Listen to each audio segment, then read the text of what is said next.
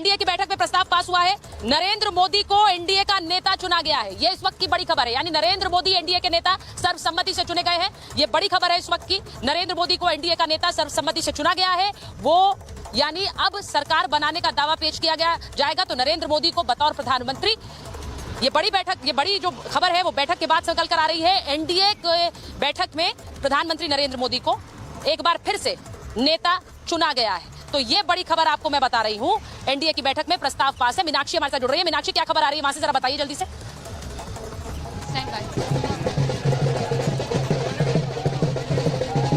तो देखिए सुचारिता, मैं आपका सवाल बहुत अच्छे से नहीं सुन पाई हूँ, लेकिन जिस तरीके से बीजेपी लगातार अपने जो निर्णय है वो लेते हुए नजर आ रही है, तो दूसरी तरफ हम इंडिया गठबंधन की मीटिंग में पहुंचे हुए हैं। और यहाँ देखिए तमाम जो बड़े नेता हैं वो पहुंच चुके हैं। राघव चड्ढा हो, संजय सिंह हो, या उसके अलावा सुप्रिया सुले हो, शरद पवार हो, ये सभी पहुंच चुके हैं। अखिलेश यादव पहुंच चुके हैं, तेजस्वी यादव पहुंच चुके हैं। और अब ऐसे में ये मीटिंग में तय होना है कि आखिरकार सरकार बनाने वाले हैं या विपक्ष में बैठने वाले हैं। क्योंकि मंगलवार को यानी कल जब ये नतीजे आए थे तब ये कहा गया था, यहाँ मल्लिकार्जुन खड़गे के आवास जहाँ पर ये मीटिंग चल रही है, मल्लिकार्जुन खड़गे के द्वारा, कि देखिए हम मीटिंग करेंगे, उसके बाद ही अपने पत्ते खोलेंगे, वरना बीजेपी सरकार, यहाँ पर बीजेपी जो है वो कहीं ना कहीं अश्योर हो जाएगी, आगे की रणनीति बना लेगी। और यही वजह है कि उन्होंने अपने पत्ते अभी तक नहीं खोले। हालांकि राहुल गांधी ने जो प्रेस कॉन्फ्रेंस की थी उसमें साफ कहा था कि हमें सरकार में बैठना है या फिर हमें विपक्ष में बैठना है। ये मीटिंग की बात है, वो जो मीटिंग चल रही है बाहर की तस्वीर में आपको दिखाती हूँ। देखिए ये मेरे लिए बड़ा अलग अनुभव है, जहां मैं देख रही हूँ। कल मैं बीजेपी दफ्तर में मौजूद थी, वहां पर भी इसी तरीके से सेलिब्रेशन चल रहा था। आज मैं यहाँ मल्लिकार्जुन खड़गे के आवास पर मौजूद हूँ और वहां पर भी इसी तरीके से सेलिब्रेशन चल रहा है। ये लोग यहाँ पर पहुंचे हुए हैं और हाथ में इनके झंडे भी आप देख सकते हैं। कुछ लोग हैं यहाँ, हम उनसे बात करते हैं।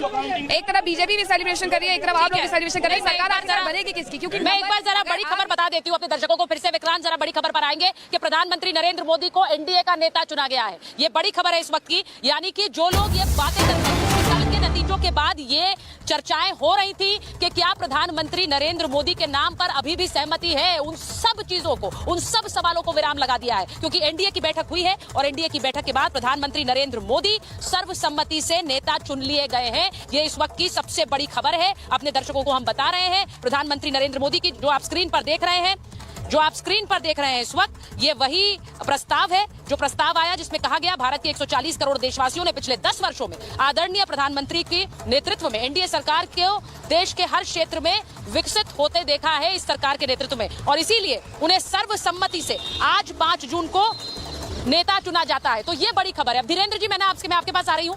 बड़ी बात है, आपने जो कहा, मैंने जो आपसे सवाल पूछा कि हनुमान वो कहते आए, अब हनुमान बनने का समय है।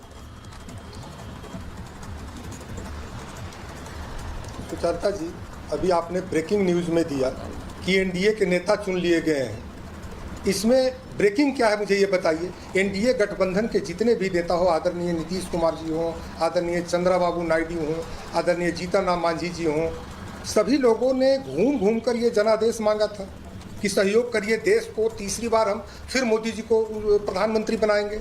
आज उसी प्रतिबद्धता को दोहरा रहे हैं जो देश की जनता चाहती है। देश की जनता ने क्लियर मैंडेट दिया, जनादेश दिया है एनडीए को, और एनडीए को जनादेश दिया है तो हम लोग उसी का जनता के अनुरूप अनुपालन कर रहे हैं। आदरणीय प्रधानमंत्री जी को तीसरी बार देश का प्रधानमंत्री बनाना चाहते हैं। हमारे नेता आदरणीय चिराग पासवान जी तो शुरू से ही एनडीए में लाने वाले लोजपा को वही हैं, आदरणीय रामविलास पासवान जी के समय में।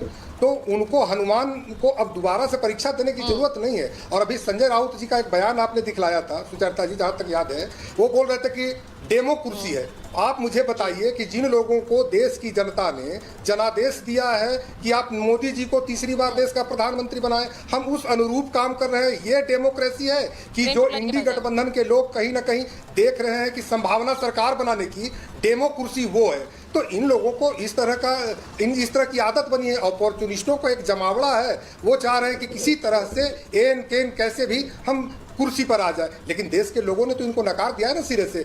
एनडीए का चुनाव जो हुआ, वो एनडीए का गठबंधन का जो चुनाव, वो प्रधानमंत्री के नेतृत्व में प्रधानमंत्री जी के नाम पर, और हम लोगों ने वोट लिया है। आज क्लियर मैंडेट मिला है तो हम लोग बना रहे हैं। इसमें कोई तोड़ जोड़ है क्या? नहीं, देखिए ये वैसे ही कहना है, इसको ऐसे ही कहना है धीरेन्द्र जी, कि जब ये कहा जा रहा है कि भाई बीजेपी की तो 241 है, यानी बाकी सब ने उन्हें नकारा है, तो ऐसे ही ये भी कहा जा सकता है कि कांग्रेस के तो 100 ही हैं, यानी कि बाकी 443 ने कांग्रेस को नकारा है। क्या ये कहा जा सकता है? मैं एक बार जरा प्रेम शुक्ला जी के पास जा रही हूँ। प्रेम शुक्ला जी, एनडीए की बैठक हुई है, सर्वसम्मति से नरेंद्र मोदी को नेता चुना गया है। आज शाम तक दावा पेश करने की बातें भी आ रही हैं। क्या ऐसा संभव है कि आज शाम तक दावा पेश कर दिया जाए? क्योंकि कहा जा रहा है राष्ट्रपति से मुलाकात कर सकते हैं नरेंद्र मोदी जी। प्रेम शुक्ला जी, देखिए, साफ तौर पर एक ऐतिहासिक अवसर है जब आदरणीय नरेंद्र मोदी जी, जिनको जो है तीसरी बार उनके नेतृत्व में राष्ट्रीय जनतांत्रिक गठबंधन को स्पष्ट जनादेश मिला हुआ है, ये पहली बार हुआ है। देखिए 1952 में पंडित जवाहरलाल नेहरू प्रधानमंत्री निर्वाचित हुए, तो स्वतंत्रता संग्राम सेनानियों का जो पुण्याई था उसके आधार पर उनको जनादेश मिला था। 57 और 62 का जनादेश उनको अपने कामकाज पर मिला था। आदरणीय प्रधानमंत्री जी को 2014 में जनादेश नरेंद्र मोदी जी के चेहरे पर मिला, पूर्ण बहुमत की सरकार और एनडीए को जो है जबरदस्त जनादेश दिया गया। इसी तरह से 2019 का जनादेश हुआ और 2024 का जनादेश हुआ है। इस स्पष्ट जनादेश के बाद भी कुछ जो हैं, जो एक तरफ जो है सूर्य की रोशनी है और कुछ जो खद्योत्सम लोग हैं वो लगातार जो है उसको चुनौती देने का प्रयास कर रहे हैं, और चुनौती देने का प्रयास करना उनका संवैधानिक अधिकार है। लेकिन जो जनादेश है उस जनादेश को स्वीकार करना चाहिए। अब कल दोपहर से आपने ईवीएम की बुराई कहीं सुनी क्या? आपने किसी जो है इंडिया अलायंस के दल ने ईवीएम पर कोई शिकायत की क्या? निर्वाचन आयोग की कोई शिकायत की क्या? और जब तक एग्जिट पोल थे तब तक ईवीएम बहुत खराब थे, क्योंकि दिखाई दे रहा था कि प्रचंड 360 से अधिक सीटें जो है वो एग्जिट पोल बता रहे थे, तो कहा नहीं ईवीएम बहुत खराब है। कुछ सीटें इनको भी मिल गई।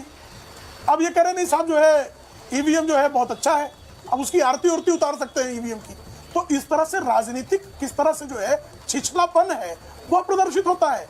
राजनीति में लोकतांत्रिक किसी भी रिएक्शन इस पर भी चाह रही है प्रगल्भता पूर्वक कि वहाँ संजय राउत ने कहा कि हमें राहुल गांधी बतौर प्रधानमंत्री स्वीकार है, तो वो तो प्रधानमंत्री बनाने के ऊपर भी चले गए। वो कह रहे हैं हमें स्वीकार है राहुल गांधी अगर प्रधानमंत्री के लिए चुने जाते हैं, ये संजय राउत कह रहे हैं। हाँ, नहीं उनके पास सांसदों की संख्या है तो राष्ट्रपति भवन में ले जाकर सूची दे आए वो, और राष्ट्रपति का अधिकार है किसको निमंत्रित करती है वो। उनके पास अगर संख्या बल है श्रीमान संजय राउत की बात, वोट दिया कि जो 9 सांसदों वाले दल है, 18 से 9 हो गए हैं वो चले जाए वो। जी प्रेम शुक्ला जी, जी प्रेम शुक्ला जी, भूत भी तो वोट डालते हैं। मैं पहले अनुज यात्रा जी के पास जाऊंगी। अनुज यात्रा जी के पास दीजिए। Vikrant please monitor the audio. मैं अनुज यात्रा जी के पास जा रही हूँ। अनुज जी जरा पहले बताइए कि कब जा रहे हैं आप राष्ट्रपति भवन सरकार बनाने का दावा पेश करने? राहुल गांधी को तो पीएम बना रहे संजय राउत। निश्चित तौर पर सुचारिता जी, आपकी ये भगवान करे ये आपकी कामना शीघ्र पूरी हो, लेकिन वर्तमान में आज ये देखना पड़ेगा कि किस तरह से ये घमंडियों का जो घमंड और जो अहंकार इंडिया की जीत ने चकनाचूर की है, आज देश उससे खुशी मना रहा है। आज सवाल ये उठ रहा है कि भारतीय जनता पार्टी और इनके अलायंस को जो जीत मिली है, और ऐसी जीत मिली है कि उस पर जीत की खुशी नहीं मना सकते हैं, लेकिन हमारे को जनता ने वो मैंडेट दिया है कि निश्चित तौर पे अगर हमें स्पष्ट बहुमत नहीं आया और हमारे को एक तरह से हारा हुआ देखा जा रहा है, लेकिन हम उस जीत में खुशी मना रहे हैं, क्योंकि जनता ने जिस तरह से आज भारतीय जनता पार्टी और इनके अहंकार को जो चकनाचूर किया है, और ये वही लोग हैं जो पूरे 10 साल तक लाठी लेकर के ईडी, सीबीआई, इनकम टैक्स और तमाम एजेंसियों का डंडा लेकर के सब लोगों के नेताओं और पूंजीपतियों के घर डंडा मारा करते थे, और आज कटोरा लेकर के खटखटा रहे हैं दरवाजे उनके, खटाखट खटाखट खटाखट की समर्थन दे दीजिए, समर्थन दे दीजिए, नीतीश बाबू समर्थन दे दीजिए, चंद्रबाबू नायडू जी भागिए मत। नहीं, उन्हें जाने की जरूरत नहीं है। सुनिए सुनिए सुनिए, देखिए एक मिनट आप, अच्छा एक बात बताइए मुझे अनुज यात्रा जी, क्या आप लोग अखिलेश जी के घर पे जाके आप बोल रहे हैं खटाखट समर्थन दे दीजिए, आप उनके पास जा रहे हैं? नहीं ना, क्योंकि आप लोगों ने गठबंधन में सरकार चुनाव लड़ा है, तो आप जानते हैं वो आपके स्वाभाविक साथी हैं, तो आप तो नहीं जा रहे हैं अखिलेश यादव के पास बोलने के क्या आपका समर्थन अभी भी बना हुआ है? नहीं जा रहे हैं ना, तो वैसे ही वो भी नीतीश कुमार और चंद्रबाबू नायडू के पास क्यों जाएंगे? वो भी साथ में चुनाव लड़े, आपके साथ तो नहीं आए नीतीश बाबू, उन्होंने तो पहले ही अपना पाला चुन लिया था। अब आप ये जरूर कह सकते हैं कि भाई नीतीश बाबू देखिए उनके घर पे जा रहे हैं वहां पर और उनसे मांग रहे हैं समर्थन। ये आप भी जानती है और पूरा देश जानता है कि कौन कहां जा सकता है, कब कहां जा सकता है। नीतीश जी ने घर के बाहर जो कल ही अपना लगा दिया था, नीतीश सबके हैं, बताइए अभिषेक एक बहुत बड़ा बोर्ड जा सकता है, ये पूरा देश जानता कह रहे हैं। आपके नेता पर सवाल उठा रहे हैं। अभिषेक जी जवाब दीजिए। नहीं, अभिषेक जी जवाब देंगे, इसमें मैं तो कुछ बोल नहीं सकती। देखिए, जब नहीं चुनाव लड़ने से पहले, चुनाव लड़ने के बाद, नतीजे आने के बाद क्या काम बचा है इनके पास? सिर्फ हमारे नेता पर सवाल उठाना है।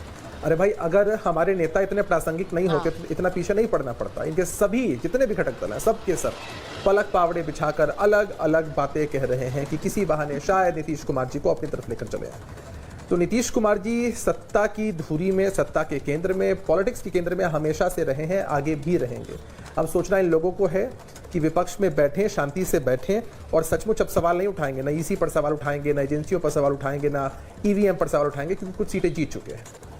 तो इनके हिसाब से सरकार बैसाखी की होगी। हमारे हिसाब से जो सरकार है वो बड़ी मजबूत है, सशक्त है और विकास के एजेंडे पर निश्चित रूप से काम करेगी, देश को आगे लेकर के जाएगी। और इस बार हम लोगों ने चैलेंज दिया था कि भाई कांग्रेस पार्टी विपक्ष के नेता की कुर्सी हासिल कर ले। कुर्सी इन्होंने हासिल कर ली है शायद विपक्ष के नेता की, इसके लिए इनको बधाई, शुभकामनाएं हैं। कम से कम सकारात्मक विपक्ष की भूमिका इस देश में निभाएं ताकि पॉलिटिक्स से ये जो नकारात्मकता अच्छा बड़ा फैलाई है इतने लंबे इस चुनाव में समय से वो सब थोड़ी हर कोई बाहर एक जाए। दूसरे को बधाई दे रहा है। कोई 100 का आंकड़ा चुने पर बधाई दे रहा है, कोई सबने पहले की अपनी परफॉर्मेंस के ऊपर एक दूसरे को हर कोई बधाई दे रहा है। मैं एक बार जरा बड़ी खबर बता दूं कि उद्धव गुट के सांसद जो संजय राउत हैं, उन्होंने एक और बयान दिया। वो बयान ही ऐसे देते हैं कि उस पर चर्चा हो, वो कह रहे हैं हम चाहते हैं नरेंद्र मोदी जल्दी शपथ ले, ये एनडीए सरकार नहीं चलने वाली है। संजय राउत ये कह रहे हैं कि ये एनडीए सरकार चलेगी नहीं, तो हम चाहते हैं कि मोदी जल्दी शपथ ले लें। तो अब मैं एक बार काका जी के पास जा रही हूँ। काका जी ये बताइए कि क्या इंतजार, ये एक तरह से रणनीति यही है कि इंतजार किया जाए कि ये सरकार के पास, एनडीए के पास बहुमत है, बीजेपी के पास नहीं है, तो सरकार अपने आप ही गिर जाए? क्या यही रणनीति है जो संजय राउत जी कह रहे हैं? देखिए, बहुमत तो बीजेपी के पास नहीं है, आप भी जान रही होंगी। ये तो बहुत साधारण आंकड़ा है कि 272 का बहुमत है, 239 उनके पास सीट है, तो वो भी अन्य दलों से समर्थन लेते हैं और उन्हीं दलों का नहीं है, लेकिन जिनका एनडीए एक के पास समय में जिनका एक समय में भारतीय जनता पार्टी जिनका एक समय में नीतीश जी का वही प्रधानमंत्री डीएनए चेक करते थे। अब बिहार की जनता ये पूछ रही है कि नीतीश जी का डीएनए ठीक हो गया, आपने चेक कर लिया कि नहीं? जो चंद्रबाबू नायडू 2019 के चुनाव में आपने देखा होगा कि जिस चुनाव के दौरान इस देश में प्रधानमंत्री और इस देश की सरकार के लापरवाहियों के चलते पुलवामा में हमारे सैनिकों ने जान दिया, उस पर राजनीति करके उस पर बहुमत हासिल की, और उस समय भी देश के संघीय ढांचे को बचाने के लिए अगर कोई कार्यरत था, लगातार राजनीतिक दलों से संपर्क कर रहा था, तो वही चंद्रबाबू जी थे। मैं गलत तो हूं नहीं। 16 अगर आप 1999 में भी जाएं तो देखिए, चंद्रबाबू नायडू को लेकर एक खबर आ रही है। मैं काका जी वो जरा खबर बता दूं, उसके बाद वापस आ रही हूं आपके पास। पीयूष गोयल के आवास पर पहुंचे चंद्रबाबू नायडू।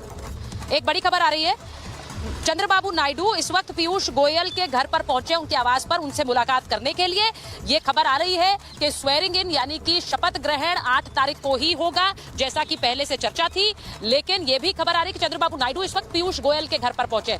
अब देखिए, पीयूष गोयल के आवास पर चंद्रबाबू नायडू पहुंचे हैं। ये भी पता है कि वहां जब चंद्रबाबू नायडू कल जीत हुई बड़ी, क्योंकि आंध्रा की भी जीत थी, एक एनडीए की भी जीत थी, तो वहां पर भी बीजेपी के नेता मौजूद थे उन्हें बधाई देने के लिए। लेकिन इस वक्त ये क्या चल रहा है? मैं काका जी एक बार वापस आ रही हूं, पर जल्दी से पूछ लूं जरा प्रेम शुक्ला जी, ये क्या चल रहा है? पीयूष गोयल के आवास पर पहुंचे हैं। अब आप तो कहेंगे एक सामान्य मुलाकात हो सकती है, लेकिन क्या जो काका जी कह रहे हैं या फिर जो अभी अनुज आत्रे जी ने कहा कि कुछ सब कुछ तो बिल्कुल ठीक नहीं है? जब एनडीए अलायंस के ने ये पारित कर दिया है कि आदरणीय प्रधानमंत्री नरेंद्र मोदी जी के नेतृत्व में सरकार बनानी है, उसके बाद वो शिष्टाचार भेंट भी नहीं करें। भाई, राज्यसभा में जो हमारे नेता रहे हैं भारतीय जनता पार्टी के, अगर उस सदन के नेता के घर पे हमारे एक घटक दल के प्रमुख का जाना, ये तो स्वाभाविक औपचारिकता है। ये तो उन दोनों के बीच में किस तरह से मधुर संबंध है उसका प्रमाण है। अब इस पे जो है छिद्रान्वेषियों को जो है छिद्रान्वेषण करने का अधिकार है। अब 5 वर्ष इनको जनता ने सवाल उठाने वाले सवाल उठाएंगे भाई, हम नहीं उठा रहे। आप बिल्कुल सही कह रहे हैं, मुलाकात हो सकती है। नहीं, मैं आपको कह भी नहीं रहा हूँ, मैं आपको कह भी नहीं रहा हूँ। ये छिद्र तो अनुज आत्रे जी और उनके और कोई चंद्रबाबू नायडू जी ने कोई लिस्ट दी है क्या?